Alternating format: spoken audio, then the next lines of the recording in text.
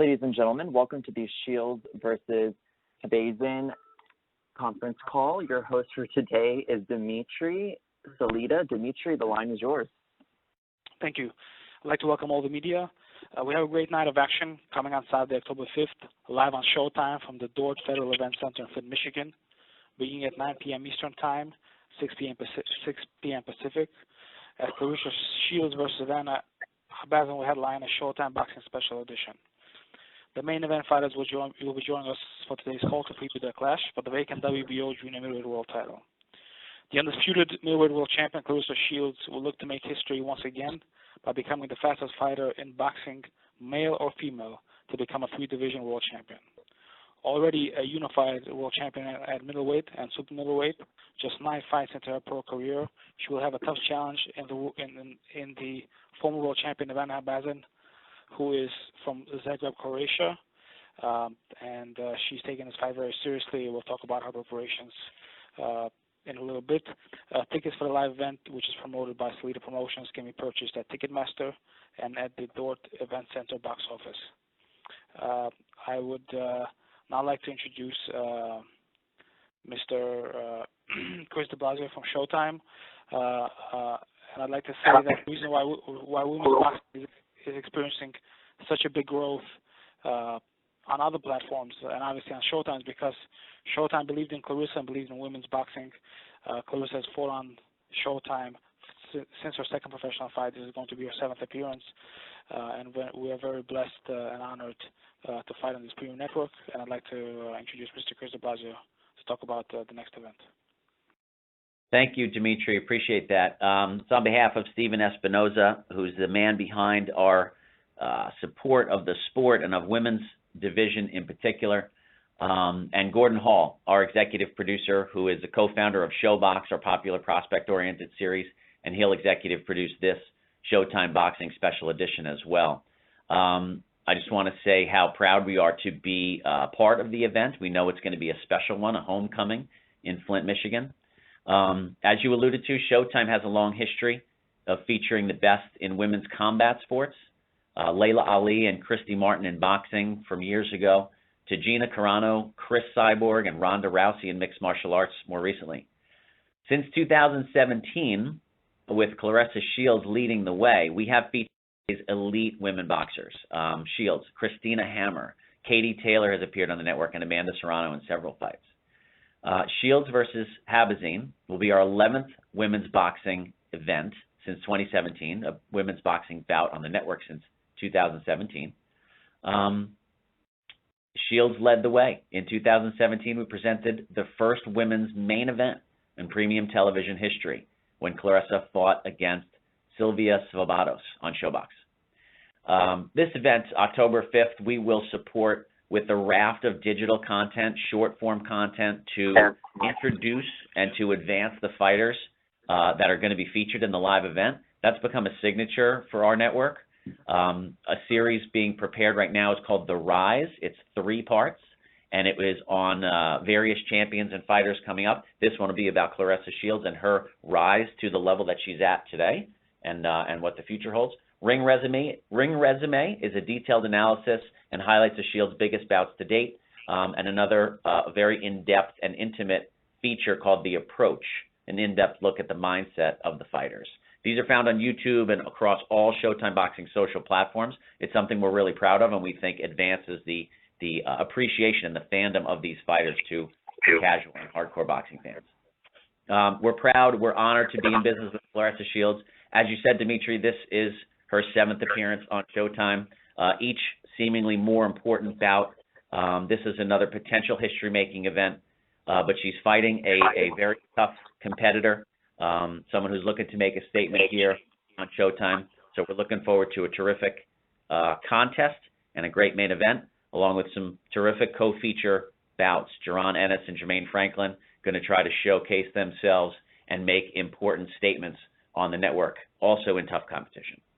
So with that, turn it back over to you, and appreciate the time and the opportunity to be part of it. Thank you.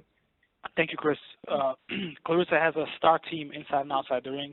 She's managed by one of the best in the boxing business, Mr. Mark Taffet, who I'd like to invite to make a few comments. Thanks, Dimitri, and thanks, Chris, for joining us today.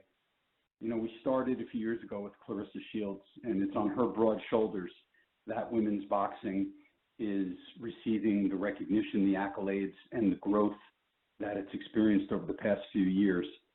Every time Claressa fights, we look to make history, and October 5th will be perhaps the greatest night of her professional career to date when she attempts to win the title in her third weight division faster than any man or woman in the history of the sport. And the incredible thing is that in Claressa's case, she's doing it upside down. She's going down in weight from 168 to 160 and now to 154.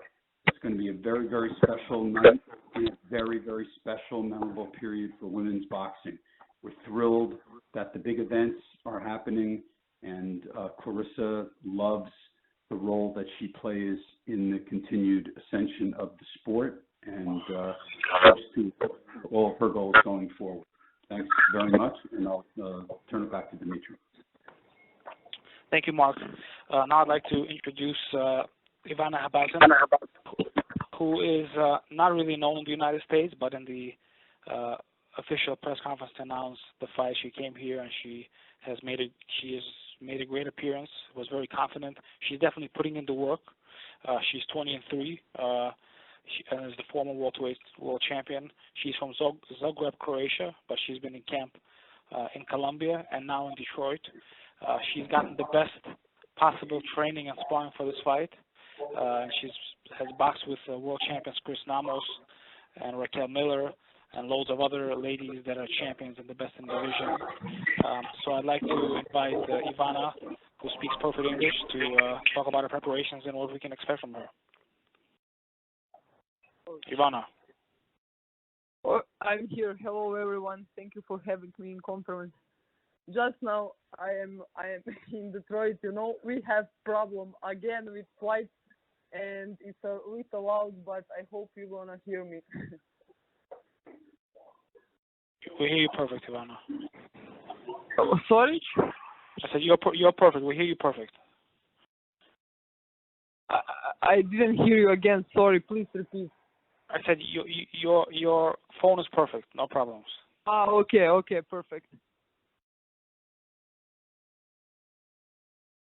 Yes, let's ask Ivana to tell us about her training and preparation for the fight and what she's looking forward to. Yeah, Ivana, talk about your training camp, who you sparred, who you boxed, and what fans can expect on October 5th. So my training camp this time was really long, like 4 months. And I mean, I'm always in training. I'm always stay ready and prepared. But this training camp was the hardest ever. I feel great. I feel in shape. I'm healthy. Sparring was good. I had Raquel Miller in the camp. I have Chris Namos and Tanya Ovshanik, and I will have Kali race next week too. So. And I have two boys from Colombia. One was like five times Colombian national champion. So they really pushed me, and that was really, really hard. I never sparred before like this, and I feel ready. I'm really confident, and I'm coming to win, like I said before. But after this preparation, I'm much more confident that October 5th is gonna be my night. Great, thank you, Ivana. We'll now take some questions from the media for Ivana. Ladies and gentlemen, at this time, if you have any questions, please press star 1 on your telephone keypad. Again, if you have any questions, please press star 1 on your telephone keypad.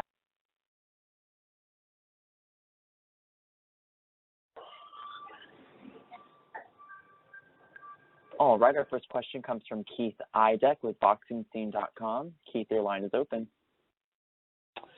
Yes, Ivana, I was wondering if you could tell us how you think Claressa compares to Cecilia Brækhus, who you've obviously fought. I actually can't compare Claressa and Cecilia because they are totally different fighters, and it's and I'm today totally different fighters, and I think that Claressa is definitely tougher fighter than Cecilia, and physically she is stronger than Cecilia, so she is more aggressive, and I think this fight is gonna be tough. But like I said, I was never prepared like I am prepared now. So I think maybe this fight for me, I will not say it's gonna be easier than the fight with Cecilia, but today I am more complete boxer than I was before, and I had James Ali Bashir as my coach, and we all know that he is definitely the best coach. And I learned some new stuff, and I'm ready to show that. Ivana, how do you expect the weight drop for Claressa to affect her? She hasn't been this low in weight in quite some time. How do you think that might impact her in your fight? This is really hard to say for me because I don't know. I never in my life lose so much weight. So that depends about fighters, how she's gonna prepare, what she eats. She had nutrition and all this stuff, but I really hope that it's not gonna be so effective on her, but maybe it will be because that was a lot of weight for lose. Oh my God.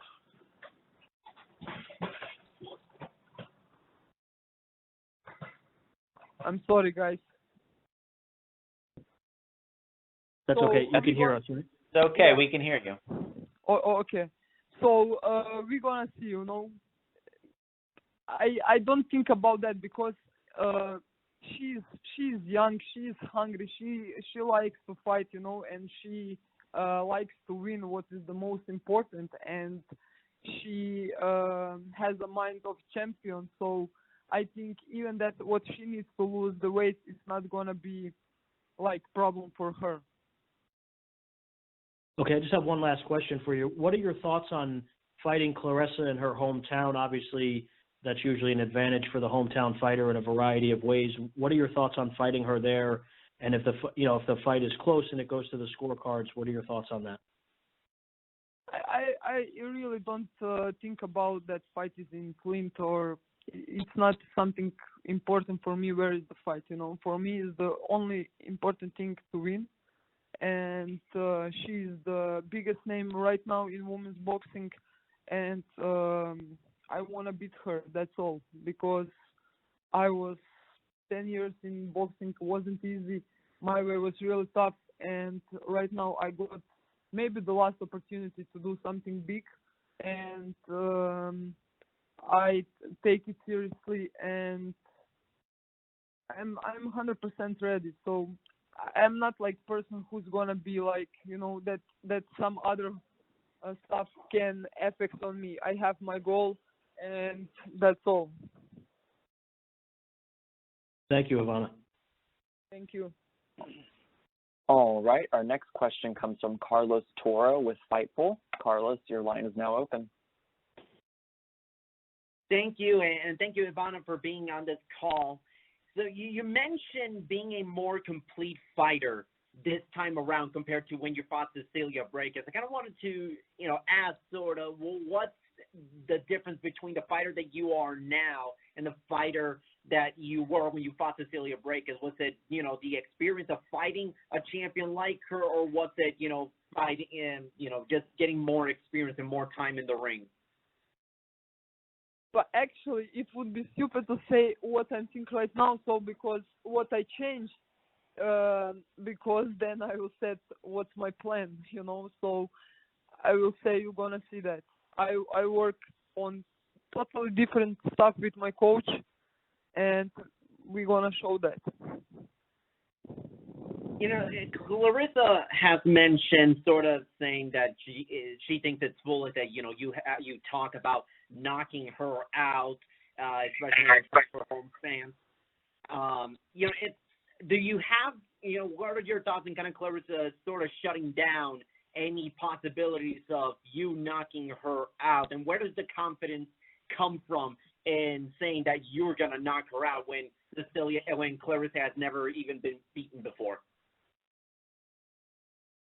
I think I can punch, and the difference before was like, on some part, I wasn't like finish people, but that was my problem. Right now, it's different story, and like I said, I made the best preparation ever. Never ever before in my life I didn't do preparation like this, and I feel strong. I really feel strong. So, and I think I have power to knock people out. So, for this fight, this is my goal, because I will not.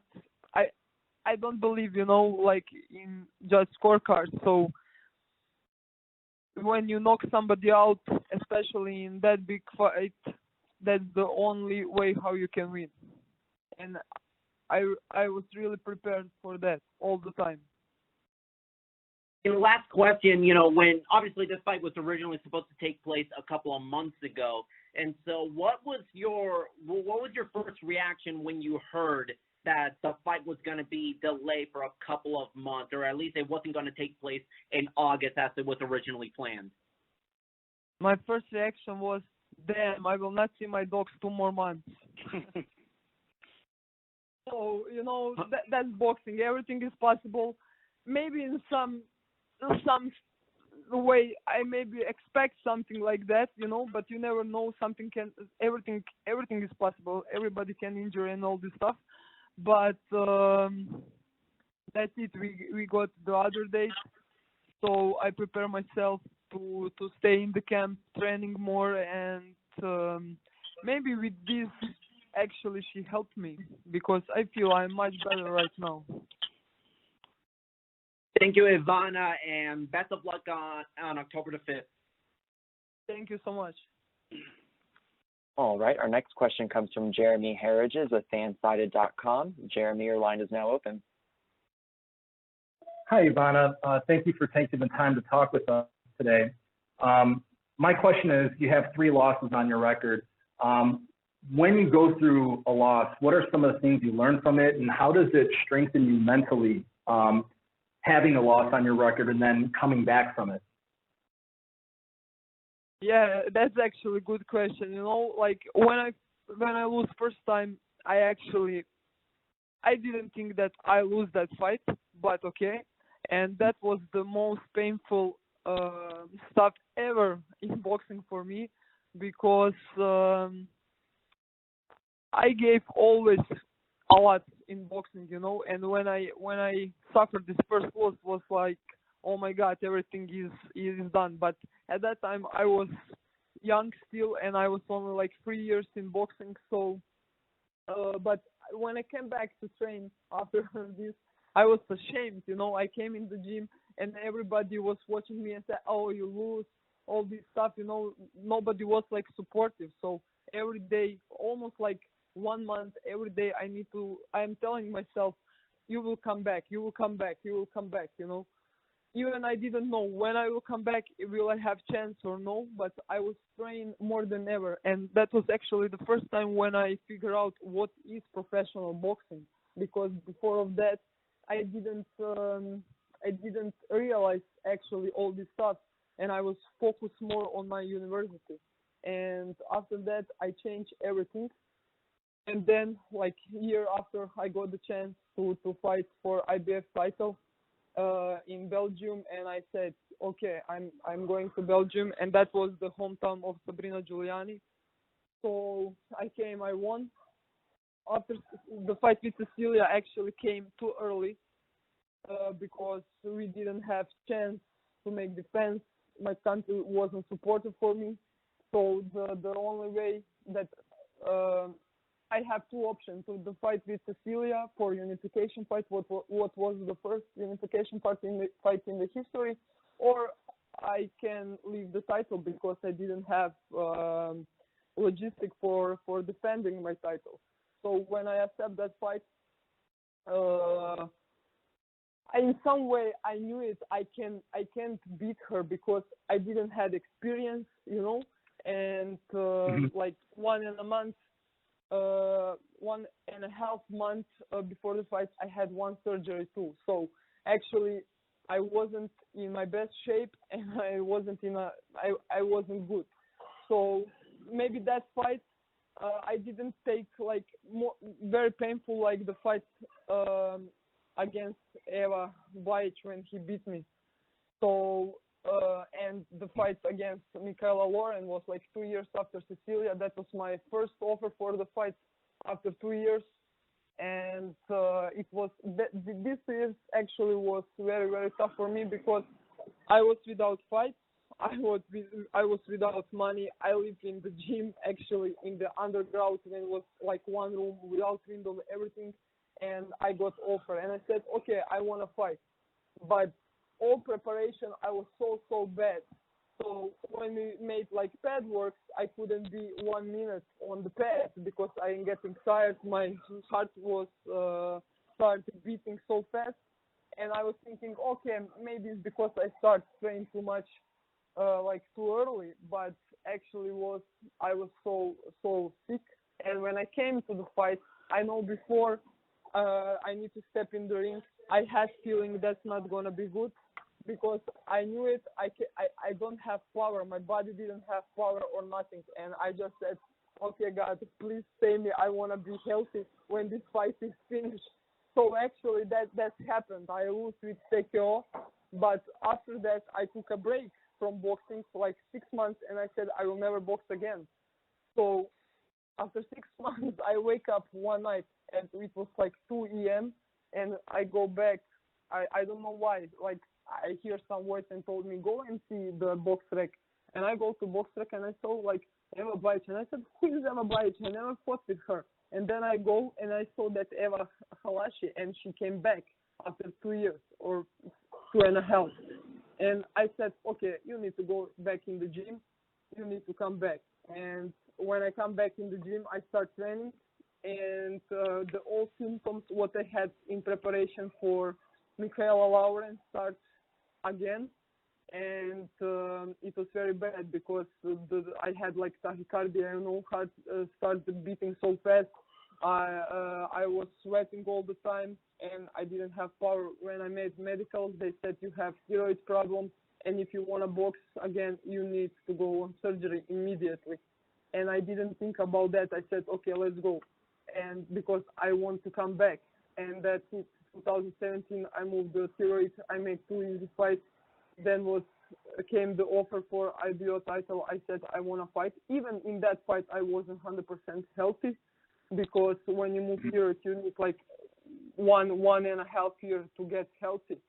But I made it, and now I can say that right now I'm really, really 100% healthy. I am prepared.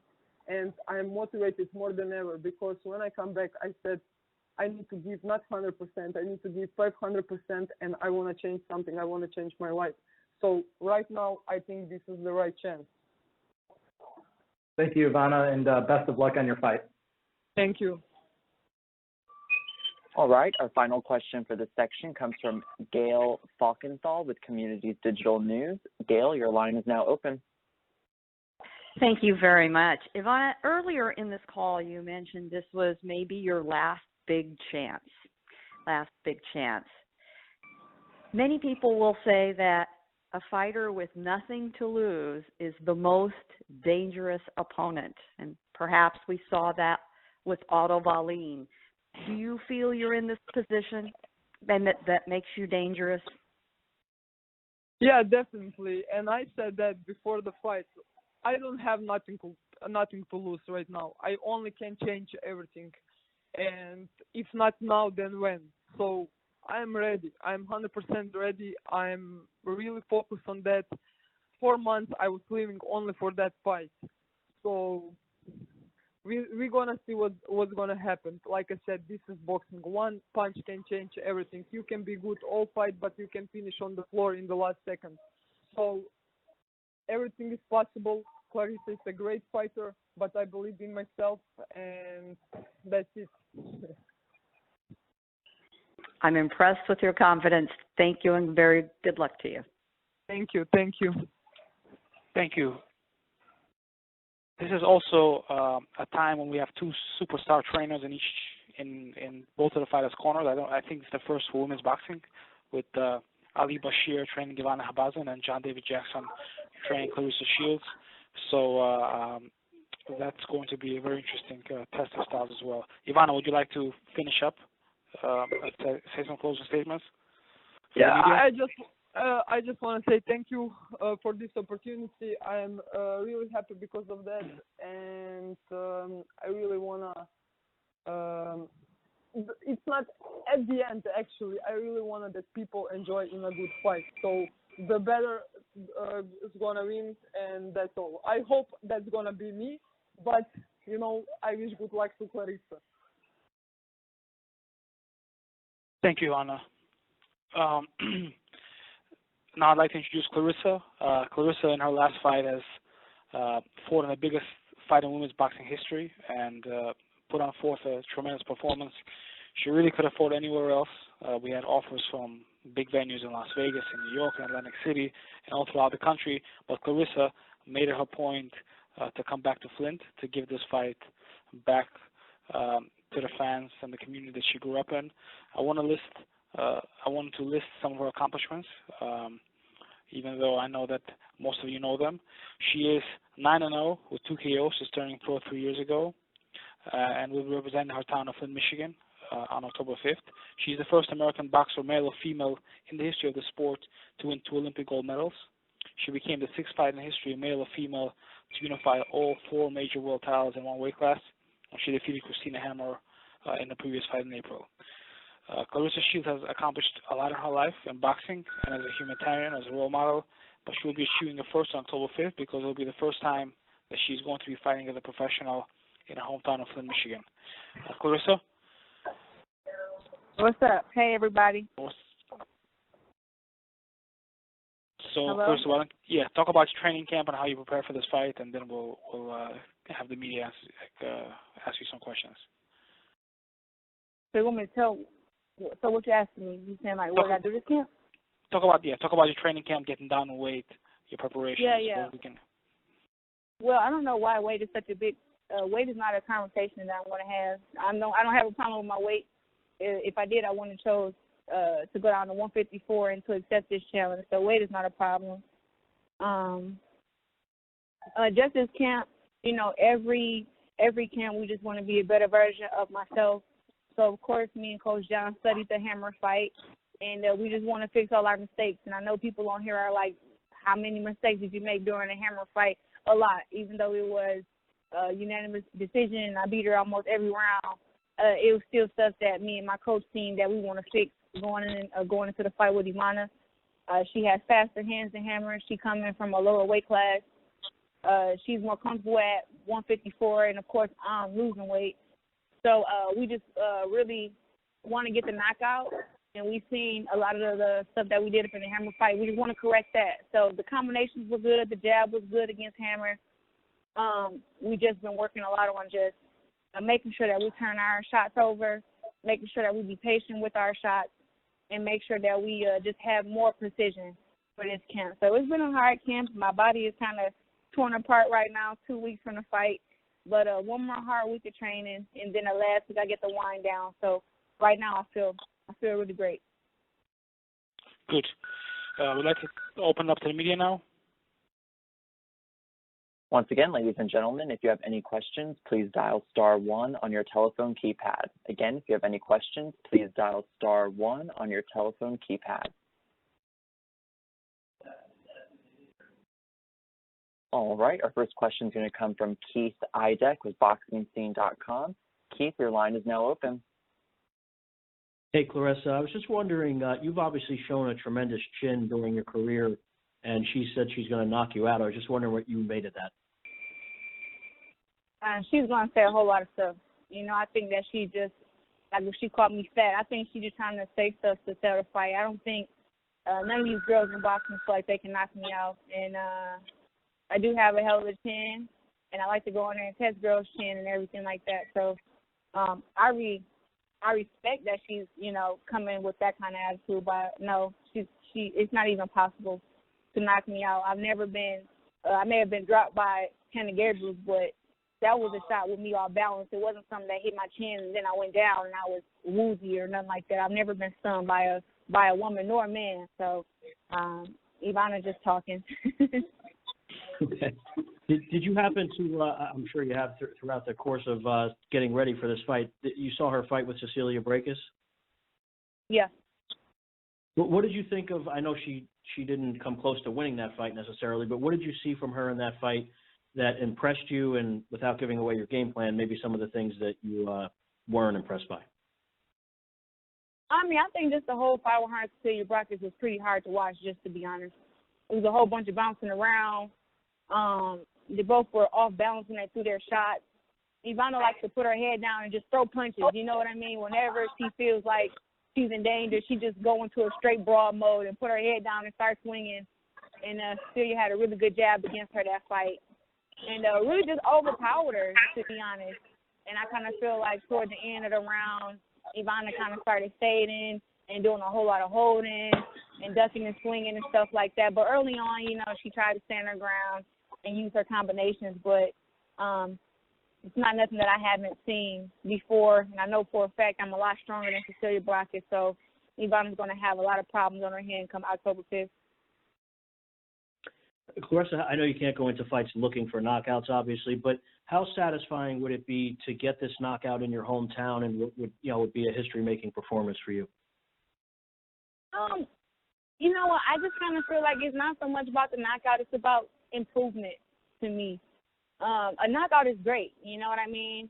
But at the same time, I want to go in there and I want to look phenomenal. I want to be sharp. I want to work on everything that I worked on in camp and be able to execute it in a fight. So I'm not going out there looking for the knockout, but I know that it's going to come just because of how training has been going, how I've been hurting my sparring partners with body shots and head shots. And I'm not even, you know, and I'm doing this coming down in weight, and my body is sore as hell. You know what I mean? It's sore as hell. I'm breaking my body down, and it's kind of and it's getting stronger as I break it down, and I can still go in there and box 10 to 8 rounds and be strong, fast, and you know, be able to do everything that I want to do and let my combinations go and let my hard body shots and hard head shots go, and to still be explosive towards the end of the round. So, just knowing that, I feel like the knockout is going to come. But I'm not going to go out there trying to rush it. I just want it to come. So I want to go out there and do everything I did and that I've been working on in camp, and I believe everything shall come together. Based on what you said earlier in the call, Claressa, were you happy with your performance against Christina Hammer?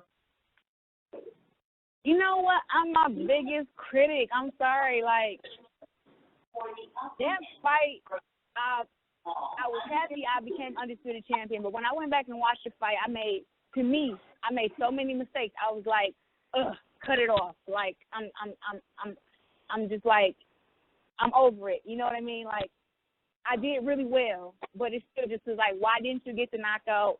Why were you, you know, not sitting on your shots when you should have sat on your shot? And, you know, just stuff like that for me. And that's just, I've always been super hard on myself. So I give myself maybe a B- for that fight. But I want to get an A. I want to do everything right in the fight, including getting a knockout.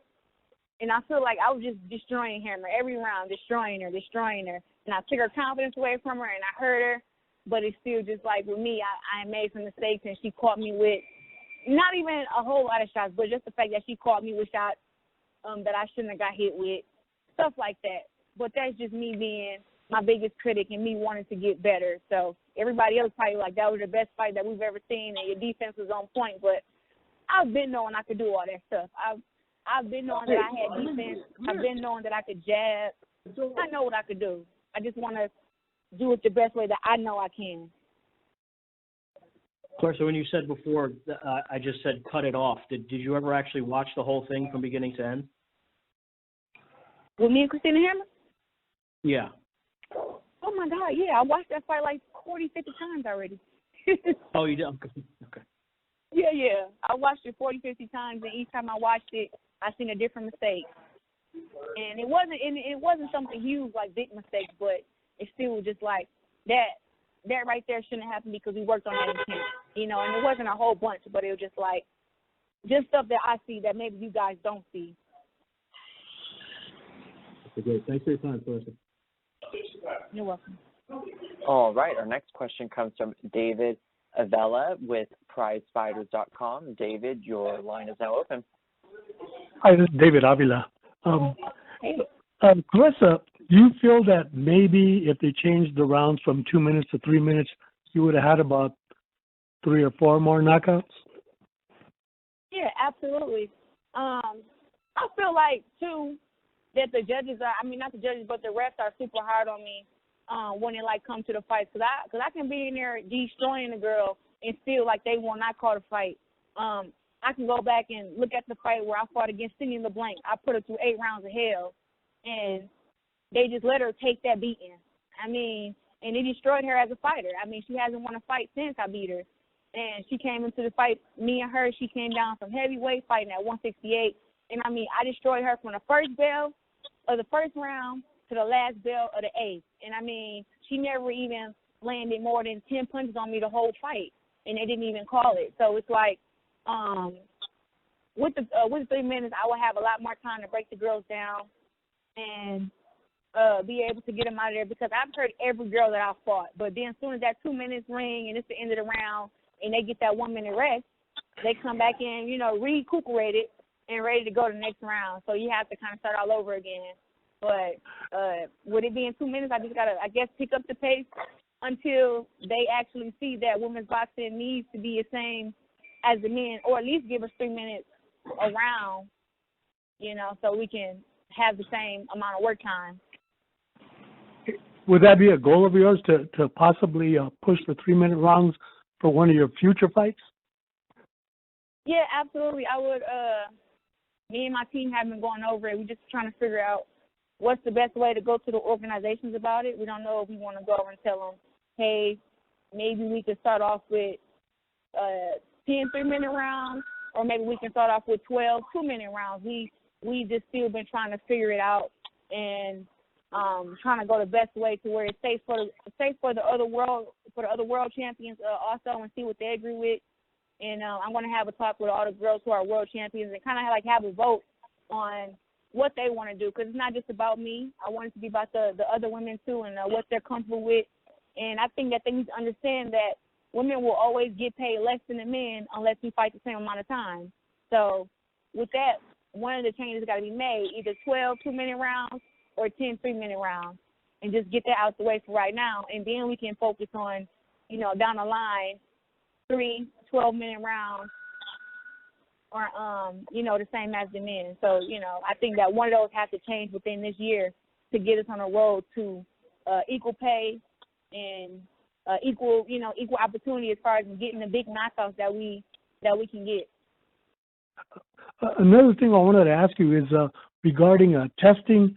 I know that now they're starting to test using VADA testing, and I know you've been doing it since you were in the Olympics, so it's nothing new for you. But do you feel that this is necessary? Have you ever fought somebody that you thought might be using when you fought them as a pro? You said, do I think anybody was using who might have been a pro? Yeah, that you fought against that might have been, you know, wasn't tested. Yeah, I'm not going to do that. I mean, honestly, I don't know. I mean, I wanted VADA testing for Hammer. For some reason, we didn't have it for that fight. We only had it the night before and just our pregnancy test or whatever. But I wanted testing for that fight, but we didn't get it. I'm happy we got the VADA testing for this fight. But I think every world champion should be due to VADA testing, especially after Mia St. John came out talking about some she was on PEDs her whole career and all this crazy mess. I think that every world champion, male and female, should be open to do VADA testing because it's just safer for the boxers. And I think that that's just clean. I mean, I've always been a clean athlete. And, I mean, I'm not going to say who I think do PEDs or who I think don't. I mean, I really don't know. I hate to have to spill people's business out there because I don't know. I mean, people probably think I do PEDs, but I'm just strong as hell and work my ass off. Okay, then. Well, thank you very much, Claressa. No problem. All right, our next question comes from Jeremy Harridges with Fansided.com. Jeremy, your line is now open. Hi, Claressa. Thank you again for talking with us. You've accomplished so much in your career already in 9 fights. What do you think you need to accomplish in order to be deemed the best female boxer of all time? I think I've already accomplished everything to be the best female boxer of all time.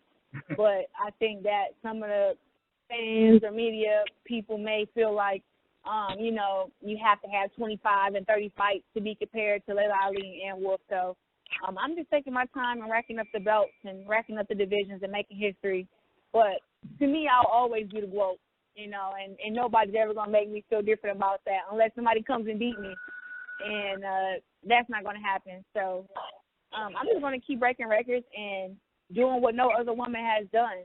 If I feel great at 154, maybe we'll stay at 154 and try to become undisputed there. And if, and then if not, maybe I'll just do title defenses at 160. But either or, I'm always going to go where the best fights are at, the toughest fighters are at, and try to make the most money. In 9 fights time, you've fought a lot of really quality opponents, whether we're talking about Hammer, Rankin, Gabriel Nelson. Do you think in 9 fights that you've acquired a better resume than all the other female boxers in the sport?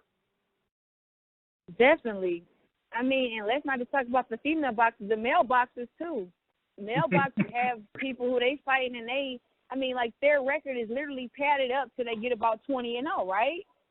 20, 15-0, and they got padded records against easy opponents. I mean, I haven't fought against a person who's had a losing record ever in my pro career. I think somebody did the math for me, and it was like 125 wins and 7 losses with all my opponents together. So just to be able to say that it's been 9 fights, what other boxer, male or female, can you say fought fighters like that? I haven't fought against a fighter who has a losing record yet. Mm-hmm. Talking about that, again, a lot of people are starting to disassociate the idea of men's boxing, women's boxing, and just talking about boxing all the way around. Would you like to fight some male fighters in the future if you had the opportunity?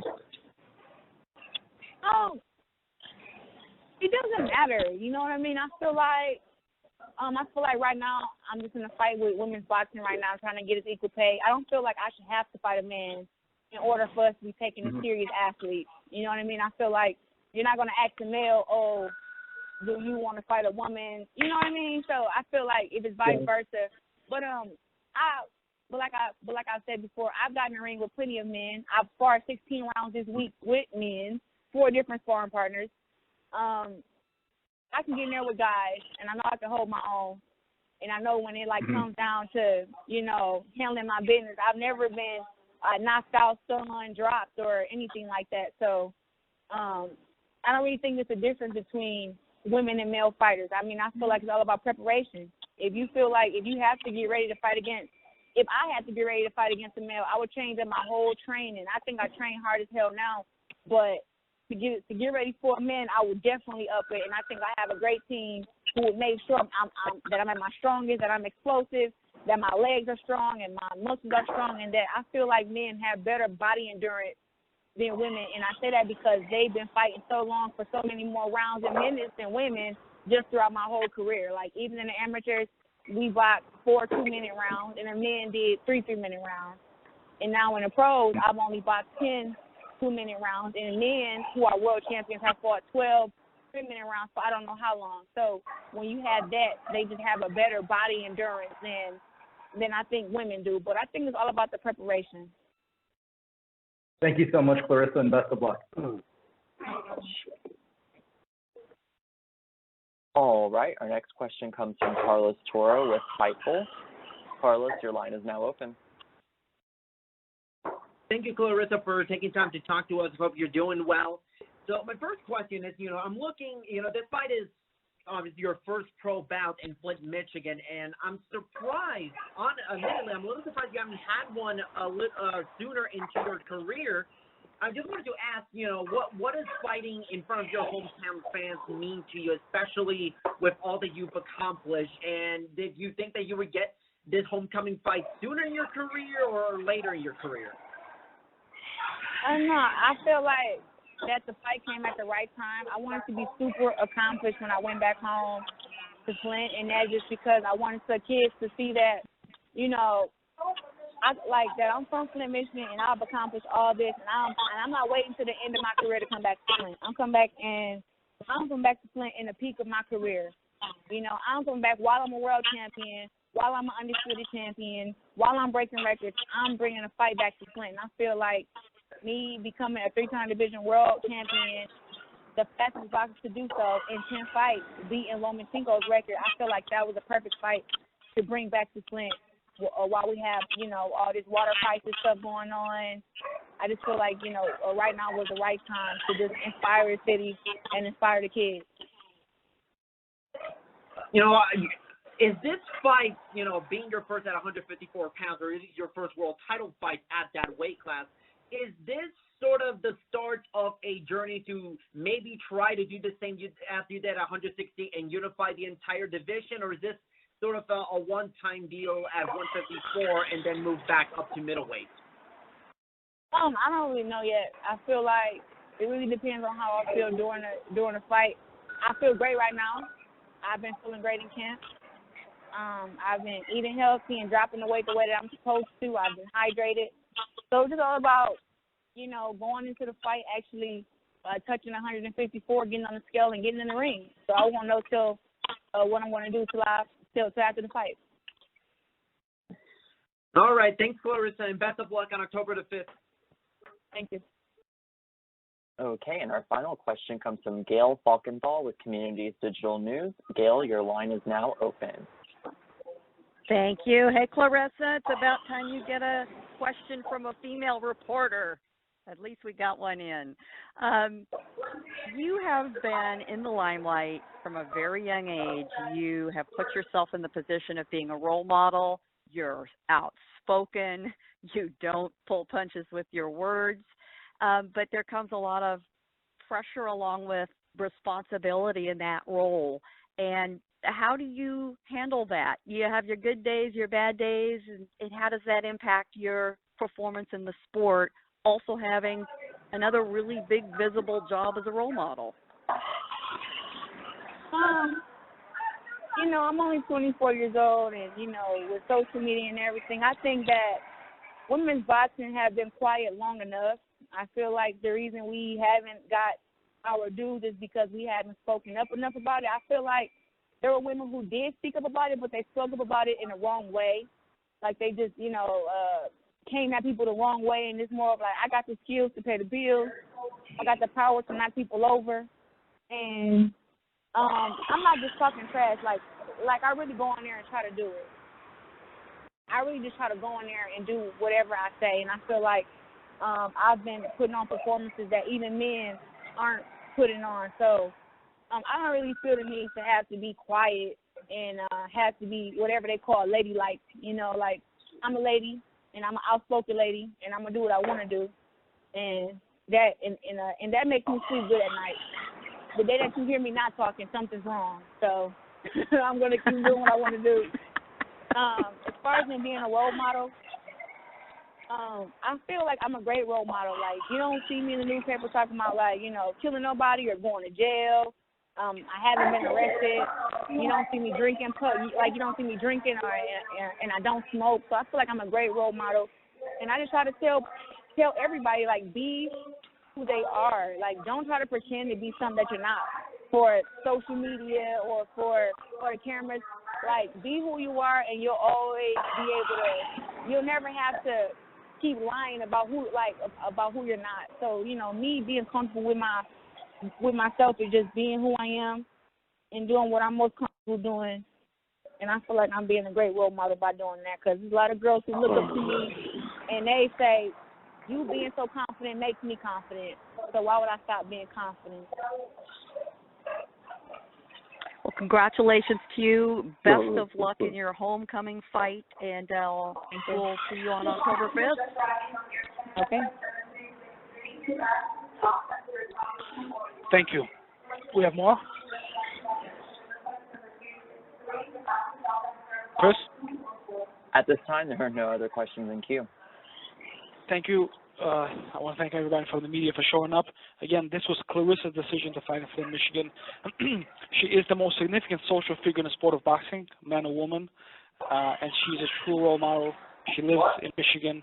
She's trained there, and all the kids and all the people of this of the city that has gone through a lot of challenges will be able to see Claressa fighting live on Showtime, one of the greatest sporting events in Michigan history. And the fight, the televised portion, again, is going to start 9 p.m. Eastern Time. Will be opened up with a heavyweight from Saginaw, Michigan, Jermaine Franklin, taking on Powell Sauer. And in the co-main event, the very popular Jerron Ennis is going to return to Showtime. He's going to fight Damian Fernandez from Argentina. That fight was finalized and announced today. And in the main event, Claressa Shields is going to look to make history and fight for the junior middleweight world title against former world champion Ivana Habazin. So thank you all, and I look forward to seeing you guys on October 5th.